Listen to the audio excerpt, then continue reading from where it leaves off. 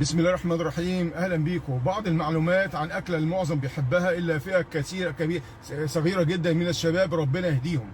هي هذه الاكله مفيده جدا لجميع الاعمار، الكبار والصغار والاطفال وكبار السن والحوامل والمرضعات، وبيتقال فيها اشعار. كل كلامنا النهارده هيكون عن السمك، وانا بحترم جدا اللي بيحب السمك.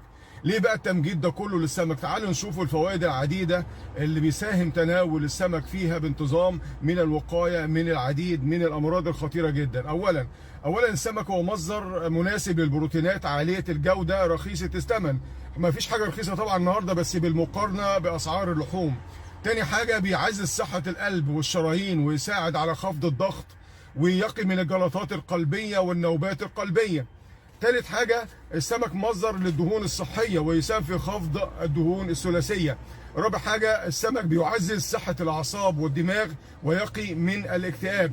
السمك بيحسن معدل التركيز والذاكرة ويقي من الزهايمر وضعف الإدراك عند كبار السن.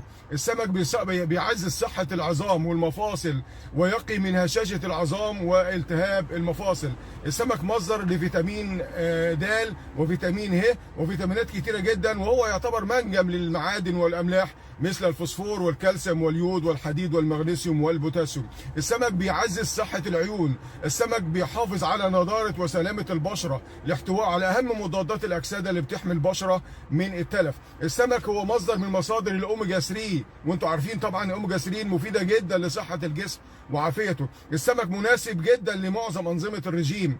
السمك بيساعد على نمو وتطور الدماغ عند الأطفال وزيادة مستوى الذكاء عندهم. السمك للحوامل بيساعد على نمو الأجنة بشكل جيد ويقلل من حدوث الولادة المبكرة. السمك بيحسن جودة النوم. السمك بيقلل من الإصابة بالعديد من أمراض السرطانات. وأخيرا، توصي جمعية القلب الأمريكية بتناول الأسماك مرتين على الأقل في الأسبوع، والتركيز على الأسماك الدهنية زي السردين والسلمون والتونة والماكريل والرنجة الغنية بالأوميجا 3. بس كده، دي كانت معلوماتنا، وادعوا لإخوانكم في فلسطين، والسلام عليكم ورحمة الله وبركاته.